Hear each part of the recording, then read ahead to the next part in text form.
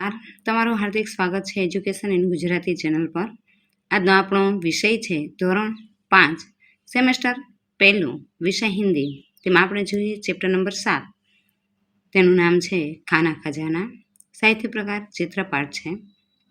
प्रश्न पहलो છે निम्नलिखित प्रत्येक प्रश्न के उत्तर के लिए दिए गए विकल्पों में से सही विकल्प चुनकर लिखें। प्रश्न पहला है दादी माँ क्या पढ़ रही है? उसका उत्तर है सी पुस्तक। दूसरा है खाली जगह खाना खा रहा है, उसका उत्तर है ए लड़का।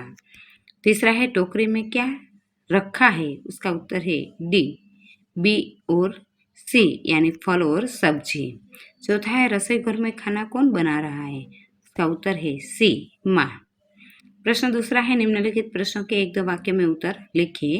प्रश्न पहला है माता रसोई घर में क्या कर रही है? उसका उत्तर है माता रसोई घर में रसोई बना रही है। प्रश्न दूसरा है दादी माँ क्या कर रही है? उसका उत्तर है दादी माँ पुस्तक पढ़ रही है। प्रश्न तीसरा है लड़का क्या कर रहा है? उसका उत्तर है लड़का खाना खा रहा है। प्रश्न चौथा है रसोई घर में कौन कौन से बर्तन हैं? उसका उत्तर है रसोई घर में थाली, गिलास, कटोरी, कप, केतली, कुकर, डिब्बा, जार आदि बर्तन हैं। प्रश्न पांचवा है अलमारी के डिब्बे में क्या क्या है? उसका उत्तर है अलमारी के डिब्बे में मिर्च, मसाले, दाल, तेल आदि है।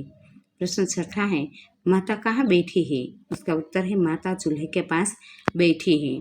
प्रश्न सातवां है टोकरी में कौन सी सब्जियां और कौन से फल हैं?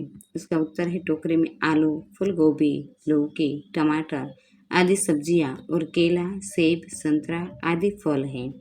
प्रश्न आठवां है खिड़की से बाहर क्या दिखाई दे रहा है? उसका उत्तर है खिड़की से बाहर स्वच्छ नीला आसमान और बादल दिखाई दे रहे हैं। प्रश्न नौवां है आपके रसोई घर में क्या क्या है जो इस रसोई घर में नहीं है? उसका उत्तर विद्यार्थी अपनी परिस्थिति के अनुसार लिखेंगे। प्रश्न है चित्रों में माँ को खाना बनाते हुए दिखाया गया है, क्या खाना बनाना केवल माँ का ही काम है? नहीं तो बताओ और कौन कौन खाना बना सकते हैं? उसका उत्तर विद्यार्थी अपनी परिस्थिति अनुसार लिखेंगे। प्रश्न तीसरा है क्या पसंद है क्या नहीं? चित्र देखकर सही बॉक्स में सही या गलत का निशान कीजिए। उसका उत्तर भी विद्यार्थी अपने परिस्थिति अनुसार लिखेंगे। प्रश्न चौथा है नीचे दिए गए उदाहरणों के अनुसार शब्दों के बहुवचन रूप लिखकर वाक्य बनाइए। उदाहरण है लड़का, लड़का स्कूल जा रहा है, लड़के स्कूल जा रहे हैं। एक वचन है पुस्तक, तो पुस्तक खुली है। बहुवचन पुस्तकें, पुस्तकें खुली है। दूसरा है एक वचन कमरा, कमरा खाली है। बहुवचन कमरे, कमरे खाली हैं। एक वचन पंखा, मेरे घर में एक पंखा है। बहुवचन पंखे, मेरे घर में कई पंखे हैं। चौथा है एक वचन घोड़ा, घोड़ा भाग रहा है। बहुवचन घोड़े, घोड़े भाग रहे हैं। पांचवा है एक वचन बेटा, यह सुरेंद्र का बेटा है। बहुवचन बेटे, ये सुरेंद्र के बेटे हैं। छठा है एक वचन तस्वीर, दीवार पर राजा की तस्वीर है। बहुवचन तस्वीर है, दीवार पर राजा की तस्वीरें हैं। सातवां है एक वचन पेड़, पेड़ पर चिड़िया बैठी है। बहुवचन है पेड़ों, पेड़ों पर चिड़िया बैठी है। एक वचन है आठवां पेंसिल, यह पेंसिल है। बहुवचन पेंसिलें, ये पेंसिलें हैं। प्रश्न पांचवा है निम्नलिखित फल, सब्जी और अनाज के नाम गुजराती में लिखिए। पहला है अमरूद यानी जामफल, दूसरा है ईख यानी शेरड़ी, तीसरा है खीरनी यानी रायण, चौथा है शरीफा यानी सीताफल, पांचवा है अनार यानी दाड़म, छठा है उड़द यानी अड़द, सातवां है अरहर यानी तुवेर, आठवां है मटर यानी वटाणा, नौवां है ज्वार यानी जुवार, दसवां है कुम्हड़ा यानी कोड़ू, 11वां है जमीकंद यानी सोरण, 12वां है चचरीडा यानी टिंडोरू। प्रश्न छठा है लेखन कार्य। पहला है मेरी माँ विषय पर 7-8 वाक्य लिखिए।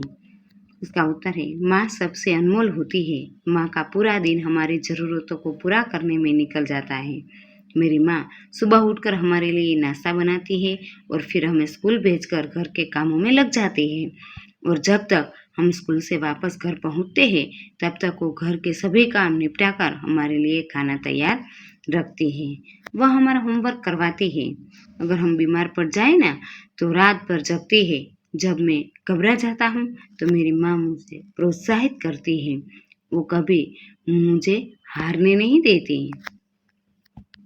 प्रश्न दूसरा है, नीचे दिए गए चित्रों को देखकर कहानी बनाइए। पहले हम चित्र देखते हैं, फिर हम कहानी लिखेंगे। कहानी का शीर्षक है यानी नाम है एकता में ताकत। हम कहानी देखते हैं कि दुमदुमा गांव में एक बूढ़ा किसान रहता था। उनका नाम बिरजू चाचा था। वो खेती करते थे। उनके 2 बेटे थे, रामू और श्यामू। दोनों आपस में लगातार किसी न किसी बात से झगड़ते रहते थे, इसलिए उन दोनों की कभी बनती नहीं थी। यह देखकर बिरजू चाचा बहुत चिंतित हुए। उन्होंने अपने दोनों बेटों को रोज बहुत समझाया, किंतु उन पर कोई प्रभाव नहीं हुआ। एक दिन बिरजू चाचा गहरी सोच में डूब गए और उनको एक युक्ति सूझी।